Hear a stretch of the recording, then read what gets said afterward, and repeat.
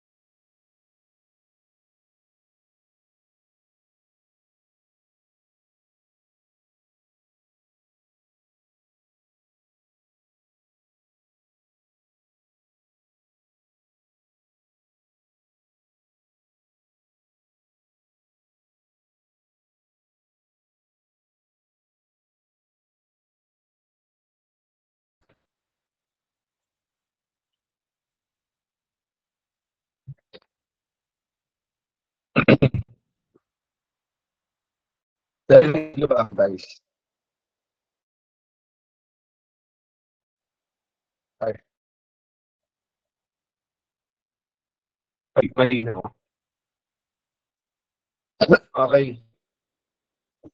okey so ngayon pupunta tayo sa isang motor dahil nga okey nag-suspend tayo ng face-to-face meeting. Okey so I decided na lang siguro i-postpone natin 'no. At siyempre ano ang interview busy mo okey. So let me check my screen.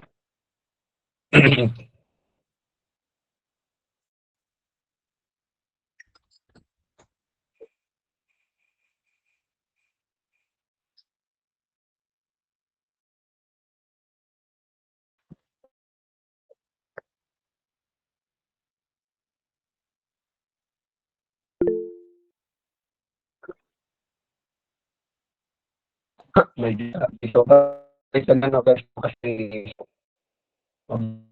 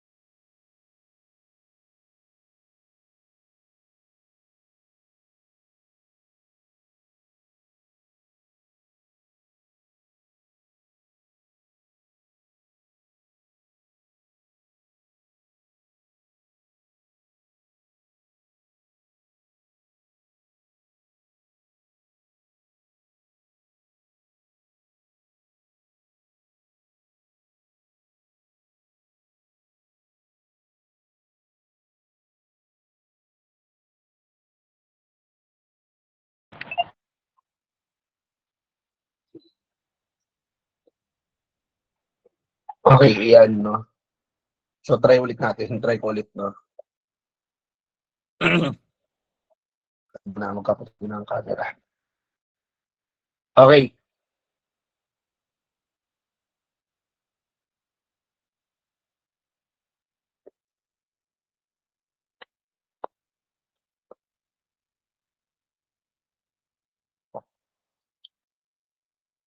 Audible ba ako, guys?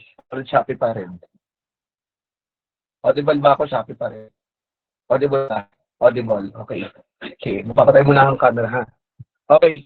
So, ngayon, pupunta tayo sa Tissue Motors, no? Okay, which is, by the way, our second machine. Okay, but let us share bago na. Siyempre, ito muna natin yung concept ng motor, di ba? A motor, di ba? Sinabi natin sa motor. Okay, it's an electrical machine that converts electrical energy, which is, by the way, our electromotive force, to its equivalent mechanical energy, which is our torque, right? Okay.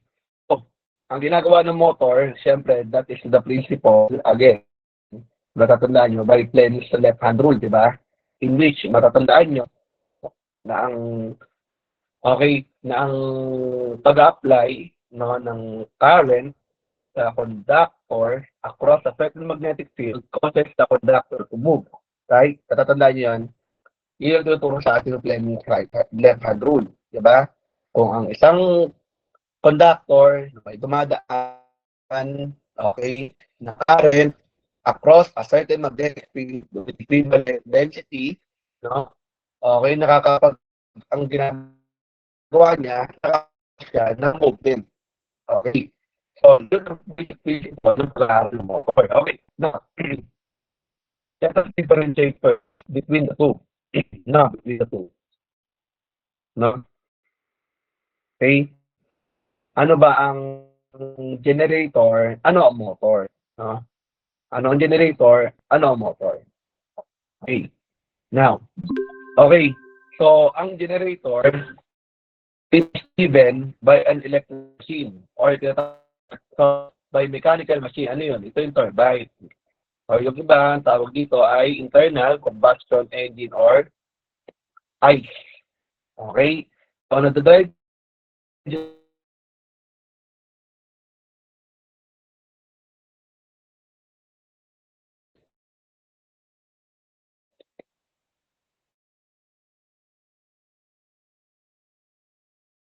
ba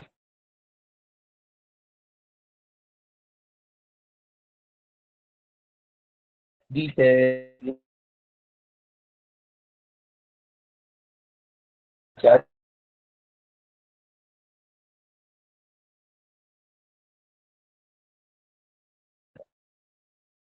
is fed by an electric current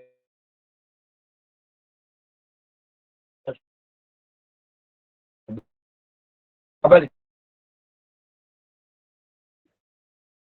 siya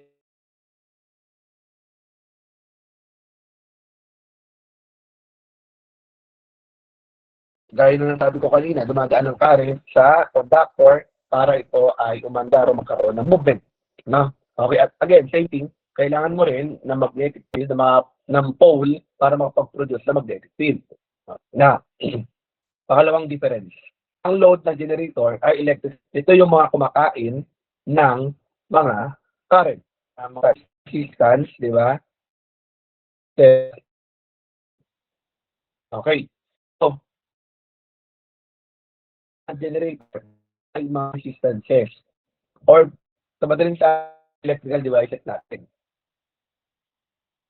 Na, ang load naman ng motor is yung force or pwersa na nagkukos upang umandar siya. Ang tawag doon, torque. Torque. Okay. Now, pangatlong difference.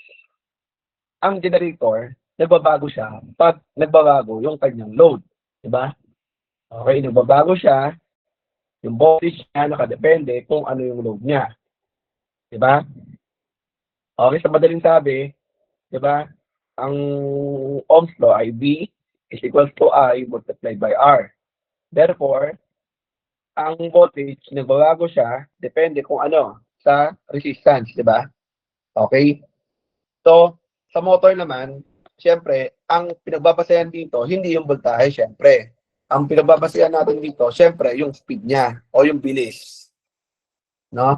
Siyempre ang bilis ng motor nakadepende yan kung ano yung load. Siyempre kung paano tataas ang load, magkakaroon din ng pagtaas ng kanyang speed.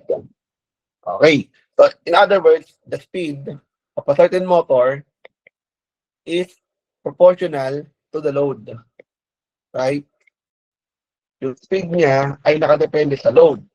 Yung sa generator, yung voltahe niya nakadepende sa load. Load yung resistance. Okay. The last difference. Paano natin nakokontrol ang voltahe? Nakokontrol ang voltahe sa pamamagitan ng una, pagbabago ng speed. Okay? Dahil nga alam naman natin na ang kanyang V, kanyang generated EMF ay function ng Z, P, flux, and 68 10 to 8 natatanda ito. Okay. So, therefore, paano mo mababago? Mababago ko siyempre sa pagbabago ng speed, di ba? RPM, at pagbabago ng electromagnetic field. Yun, di ba? Ito yung magnetic field niya. Okay. In Maxwell.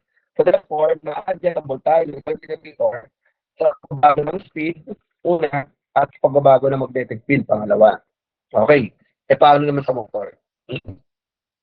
Okay, again, same thing. Okay, the speed of the rotation can be adjusted by, again, babalik tayo sa formula na ang E ay Z, P, flux, and 60, 10 raised to 8. Again, balik rin natin. Ang kinokontrol ng motor ay bagong speed. Kung bagong speed, syempre, pagbabago ng voltage. Di ba? At syempre, pagbabago ng kanyang flux. So, syempre, kung lilipat ko sa kabila, flux, sabihin ko yan, makita natin ang flux niya, okay, na ang flux, okay, ay inversely proportional sa kanyang speed, di ba? Ito yung kinokontrol ng motor. Okay, so pag bumaba ang flux, tataas ang speed. Vice versa. So in other words, ang N ay inversely proportional sa flux, right? Dito na lang sa formula na to. No? However, yung kanyang E o yung kanyang EMF o yung kanyang voltahe, mas mataas ang voltahe, mas speed. Diba? So therefore, base pala sa formula na to, malalaman natin na ang rotation ay nakadepende sa EMF at sa magnetic field. Okay. Now, okay, when we start a motor, okay, nagkakaroon tayo ng adjustment sa ating current. Okay. Kasi nga, mula sa hindi mo naman ang motor naman hindi naman siya mag-start ng automatic. Kailangan mo siya ng tinatawag na exciter. Ang exciter ginagamit 'yan upang ma-start ang isang motor. For example, sa sasakyan, di ba? Ginagamit din sa sasakyan para makapag-start, syempre battery. Di ba? Para siya yung mag-provide ng initial torque or initial inertia para ma-start yung makina. Okay, same thing with DC motor. Now, at the start of the starting period, napakataas ng current. Napakataas ng current. Okay, let me give you an example. No? Okay. Okay, now, dahil nga, pansinin itong diagram na to, no, itong circuit na to, dahil nga, ang pinapaandar na natin dito, guys, ay si armature, di ba? Ang supply mo na si load voltage, syempre, mapapansin nyo dito, ito ay assumption natin ay isang shunt motor, no? Syempre, may R sub A ka dyan. Lagyan natin dito ng R sub B. Tapos, lagyan natin dito ng B sub B. No? Okay, by using KCL, pansinin nyo, no? Okay? Instead na ang flow natin, papunta dito, di ba pag generator, ito sinusuplayan. is in this instant, pag tayo ay nasa motor, ang sinusuplayan natin si armature para umandar. Okay. So therefore, the I sub L here, di ba? By using KCL is what? Okay, the sum of I sub L, I sub A, and I sub SH, right? Dito, na? Baliktad, di ba? Pag sa generator, okay, di ba? Ang I sub A ay sum ng I sub L at I sub SH. Natatandaan niyo yan? Okay. Now, isa pa. No. Okay. Para makuha naman natin yung kanyang EMF dito, okay, gawin ulit natin yung ginawa natin sa generator natin. That by TBL, okay, mapapansin nyo dyan na ang E ay minus. Kasi baliktad na sila, di ba? Baliktad. Minus. Okay, sorry. E plus, kasi tinan nyo yung direction ng I sub A ay opposite. Lagyan natin ay positive. I sub A. Okay.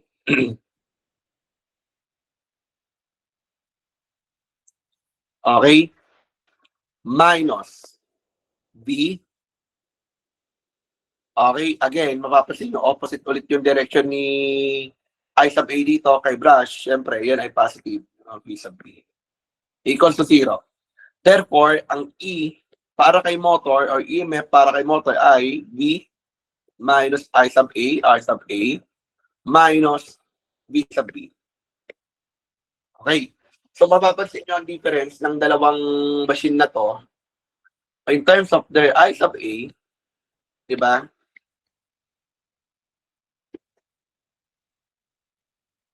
In terms of their EMF, okay, ang assumption dito ay shunt motor to ha. No. Okay. Pag positive, ibig sabihin ito, pa-add, yan ay generator. Di ba? Pag negative, malamang motor yan. No? Motor yan. Di ba? Mapapansin nyo dito, di ba, ang formula niya ay negative pag motor, di ba? Kasi dito, tinan nyo. Di ba ito yon? Ang I sub A ay I sub L minus I sub SH. Tama? Okay, pag motor. No? Okay, so ito yung magiging formula niya pag tayo ay nakamotor. No? Mapapansin nyo, instead na ang IMO ay supply, siya yung load. Di ba? Kasi pag generator tayo, ang EMF natin doon ay supply. Sinusupplyan mo yung kanyang load. In this case, ang I ko dito ay load. So, ang I dito, ang tawag dito sa I ng isang motor ay counter EMF or counter electromotive force kasi kina-counter niya or opposite yung flow niya doon sa flow ng current. Kaya counter EMF. Okay. Now, balik tayo sa example. No?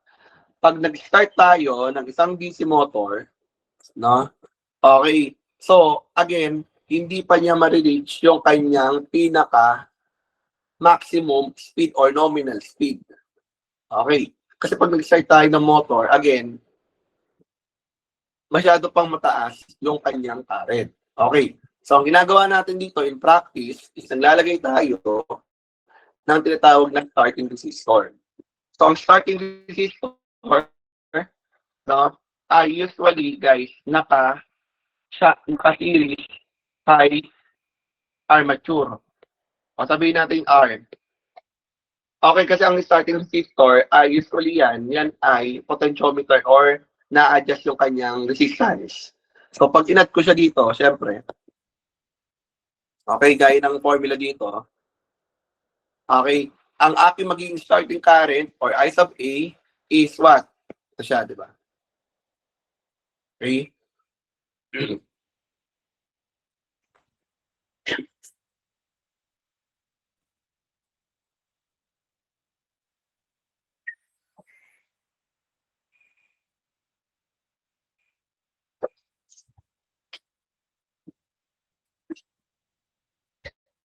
Okay?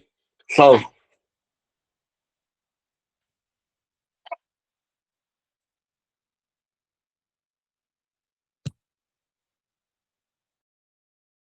Okay, wait lang.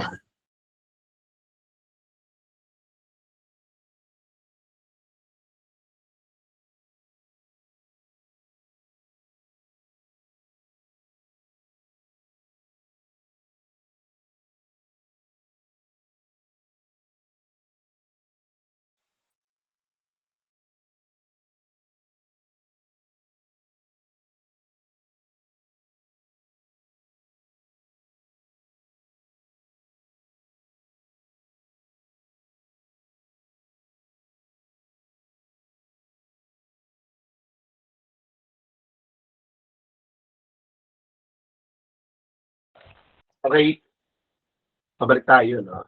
Okay, so therefore, yung kanyang magiging E,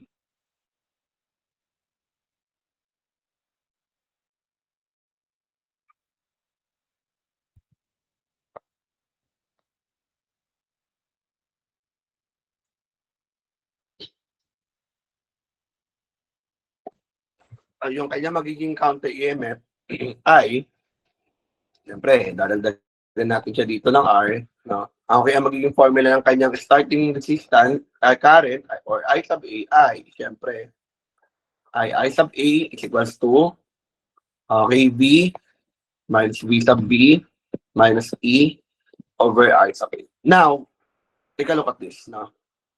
Okay, sa motor, sa generator, no, ang ating EMF ay dapat greater than the generated the terminal voltage or V sub N, right? Kasi nga siya yung nasusupply, di ba? So ito yung kaso para kay generator. However, sa motor, dahil nga siya yung load, yung E dapat yan ay less than sa kanyang B. Kasi yung B ang nasusupply kay E. Okay, so ito yung kaso ng motor.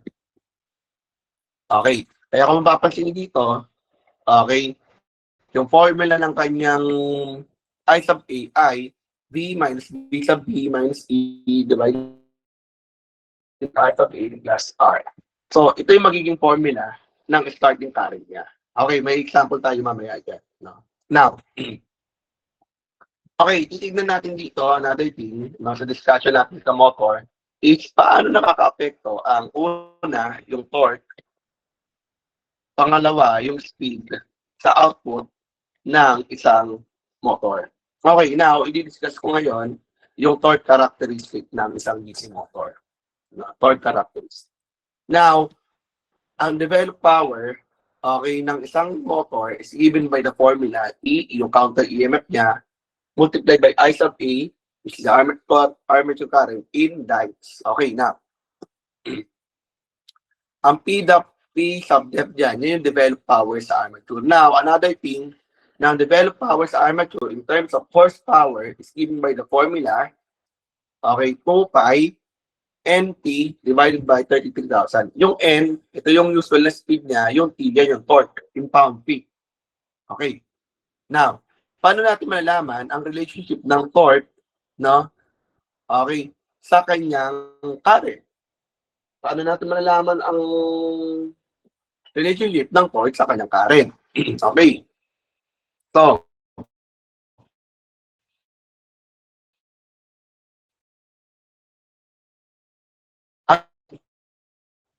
gawin natin siyang, paano, pag-isayin natin siya.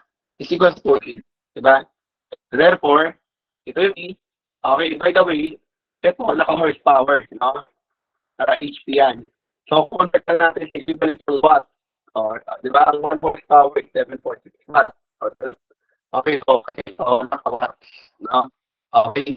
So, kapag pinag natin yan, siyempre, okay, kukunin natin dito, ay, ano ang relationship ng torque sa kanyang current. Okay, yung torque sa kanyang current. Okay. Now, syempre, lilipat ko to sa kabila, no? No? Lilipat ko sa kabila. Syempre, guys, eliminate na tong si N, tanggal na yan. Okay. So, therefore, pag nilipat ko to sa kabila, no? Sa right side, ang aking magiging equation ay ganito. Okay, ganito siya, di ba? By the way, ito, ang magiging value nito, ito ay constant. Ang magiging value niyan ay ito. Ayan. Okay. So, nakuha na natin yung T nasa left side, tapos yung mga constant nasa kabila. No?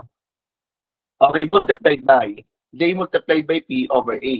Okay, by the way, yung P is the number pole, A is the parallel path. By the way, ito hindi yan nababago.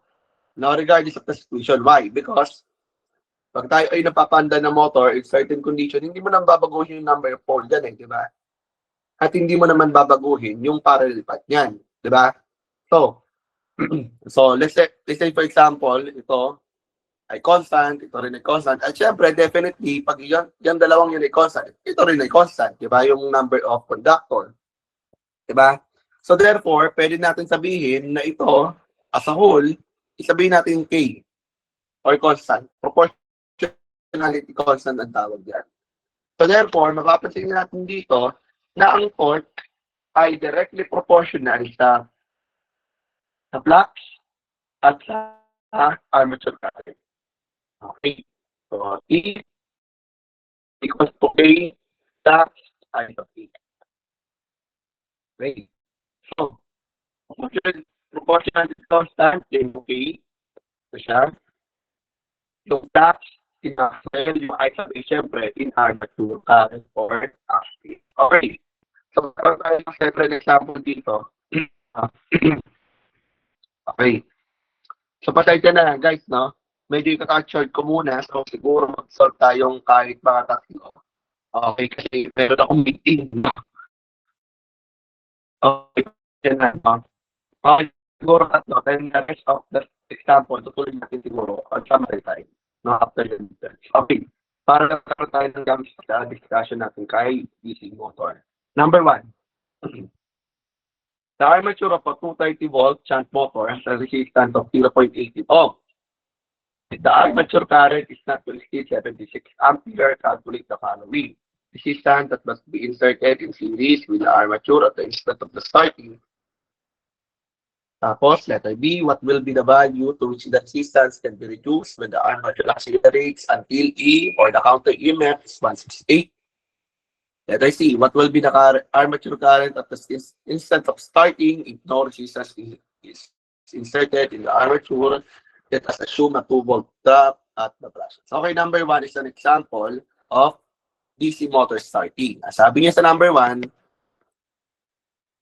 okay, mayroon tayong motor na 230, tapos meron siyang R sub A na 18.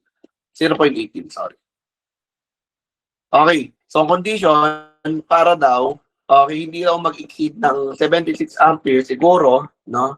Ito lang yung kaya ng breaker nila pag nag-start tayo ng motor o yung kable para hindi masira yung kable or masira yung breaker, kailangan 76 ampere lang yung aking magiging starting current. So, ang tanong sa letter A,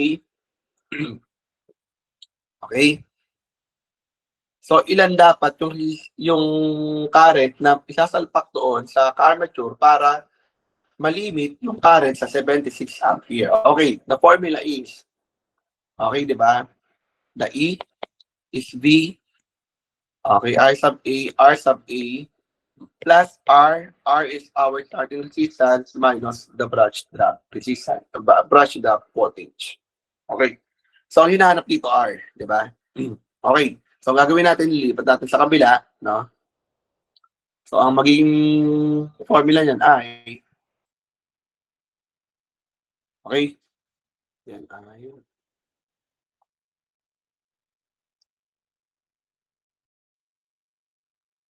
I sub A, R sub A, R, okay, B minus E minus P sub B. Okay, syempre, lilipat natin yun sa kabila, si I sub A. Tapos, ililipat natin ito sa kabila, ano, minus R sub A. Okay, so ang magiging formula ng starting resistance ay ito, di ba? Okay. Yan siya. Okay. So, ang magiging value ng formula ng R ay V, ang V natin ay ano, 230, di ba? Okay. At starting, tatandaan nyo, okay, ang kanyang counter EMF ay 0.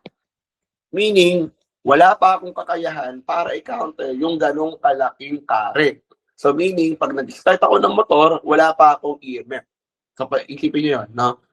Walang EMF na pipigil sa ganong kalaking current. Okay, so 0 pa yan. Okay, kasi sabi dito, at an instant of starting. Okay. Minus 2 over, okay, ito yung maximum na current niya, 76. Okay. Minus R sub A. Ang R sub A natin ay 0.18. So, ilan to, guys? Ilan to? 2.82. Bilis, okay. 2.82. So, ito yung kailangan mong starting resistance para sa starting. No? Okay. Letter A, letter B. Ang sabi ng letter B, ilan daw, magiging ilan daw yung value ng starting resistance pag naabot ni motor yung value ng 168 na counter EMF. Hindi tumatakbo na siya. Kaya lang hindi pa siya full load. Okay. So 230. Okay, at this instance, sa letter B, 168 yung kanyang EMF, di ba? 2 I sub A 76 minus 0.18. Ilan to, guys? Ilan yan? Dapat bumaba yan, di ba? Ilan yan?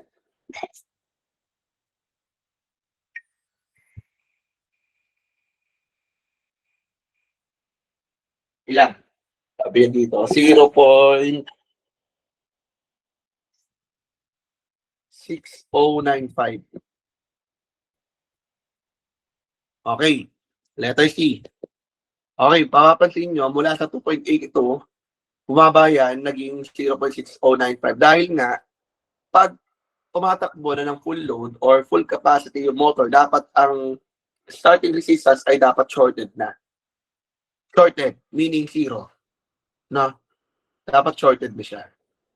Kaya nga, ang starting resistance ng isang motor ay potentiometer no, or na-adjust. Depende kung ilan yung kanyang speed. Okay, letter C. Ang tanong sa letter C, ilan yung magiging current?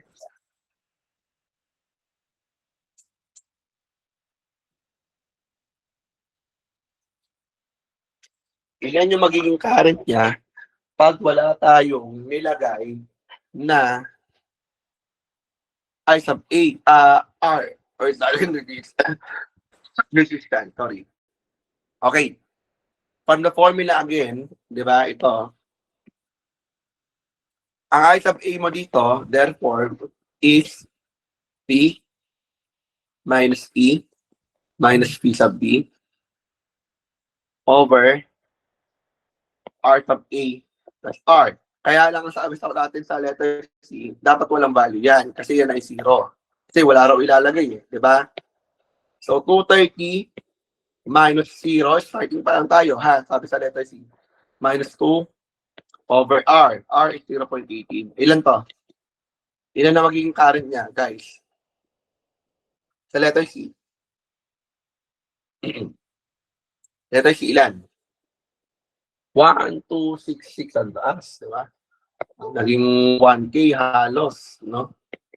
Yan ang tataas ng current mo pag tayo ay walang kinabit na starting resistance. Anong ibig sabihin nito? Pwedeng masunog yung kable mo, pwede ring madama yung ibang mga load na naka-parallel doon sa breaker, at pwede ring mag-trip yung breaker mo.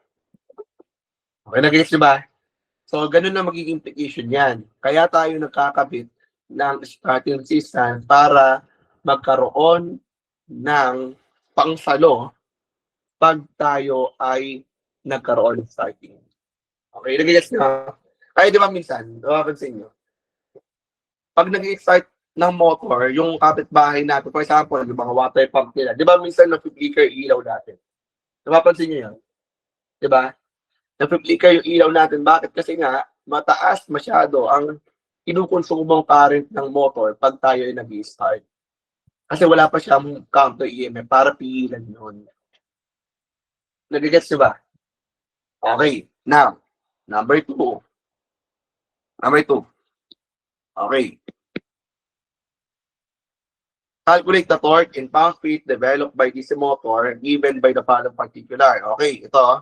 4-pole, 828 conductor, flux per pole is 1.93 times 10 raised to 5 Maxwell, armature current is 40 ampere, winding is wave, or yung kanyang parallel path ay 2. What will be the total horsepower of the motor when operating at a speed of 170? Okay, itong number 2, okay, is an example, okay, ng pagkuha ng torque. Okay, yung pagkuha ng torque natin dito, diba kung natatandaan nyo, is nakadepende lamang yan saan? Sa A flux ay sa A. Ang flux, ang K natin dito, kung mapapansin nyo, di ba, is 0.1173, no? 10 raised to 8. Okay, tapos J multiplied by pole A, tapos syempre flux at iso. Okay.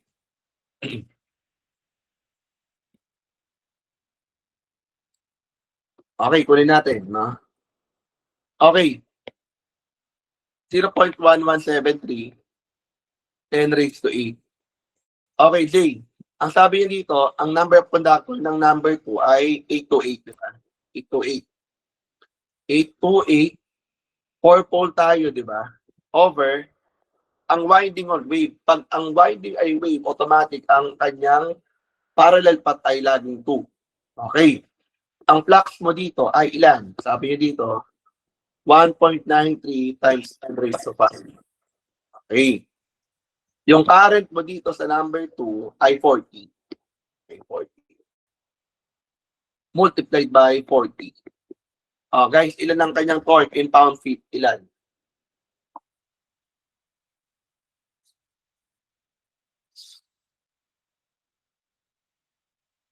Ilan?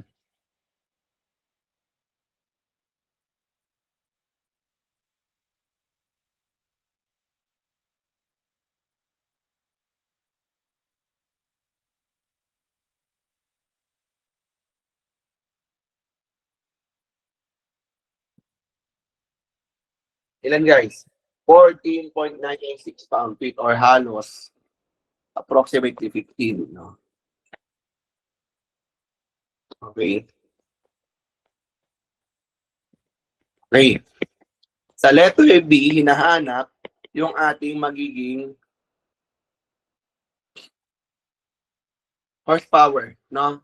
Ang horsepower ng motor or developed power ng motor in horsepower is given by the formula, which is constant 2 pi NT 33K.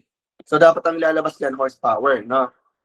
2 pi N. Ang N mo ay 1750. Ang torque mo ay, sabihin natin 15, di ba?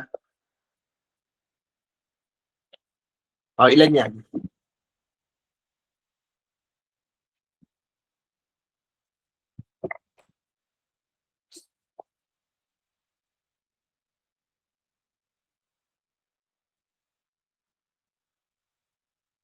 Ilan yan, guys?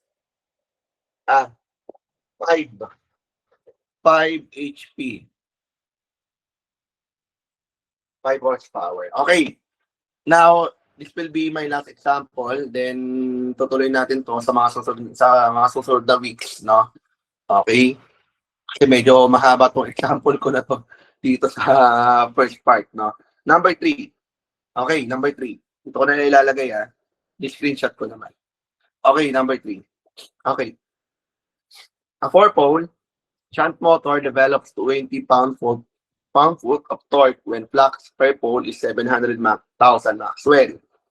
If the armature winding has 264 conductor is one wave, what will be the total armature current? Okay.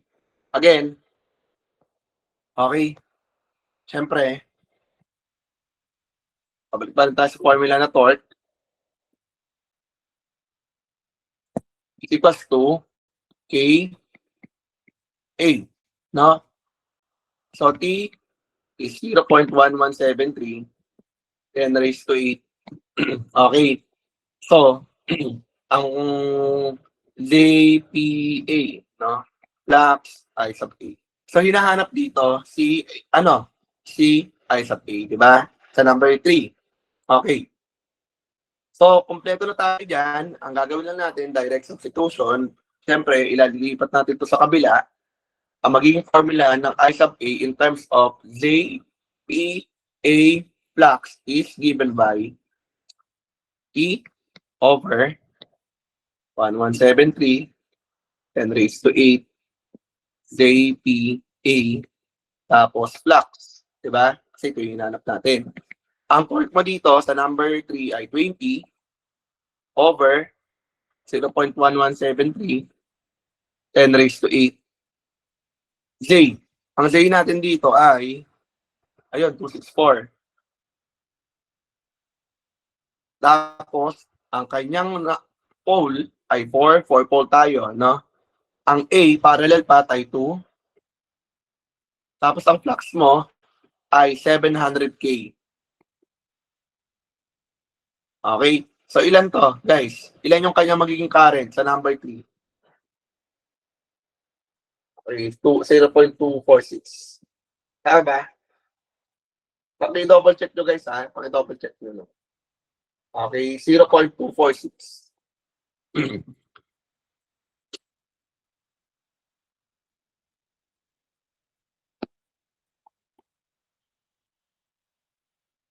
Yeah.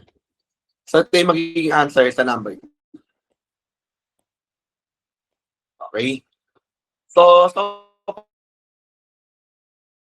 guys, so far may tanong. Guys, so far may tanong.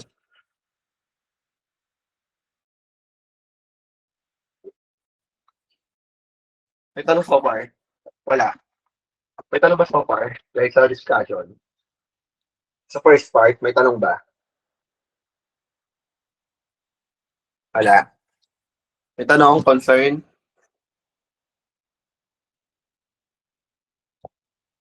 May tanong? May tanong ba? Wala. Okay, kung wala ng tanong. Okay, attendance muna, ano.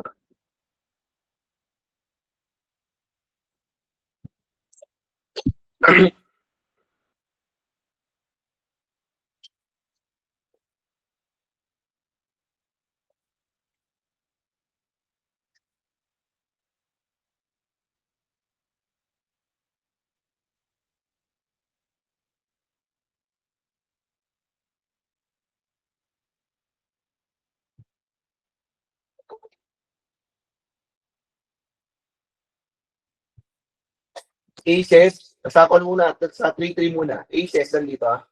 Aces. Present po, sir. Acel Santos. Acel Santos. Present po. Mark Gerald Atencio. Sorry. Nandito po, sir. Present. Micaela Pastor. Present po, sir. Siren Kagiran. Siren. Present po. Ann Luis Guevara. Present po. Tisha Puwayan. Present po. Mariel de Guzman. Present po. Daniela Bermilio. Present po.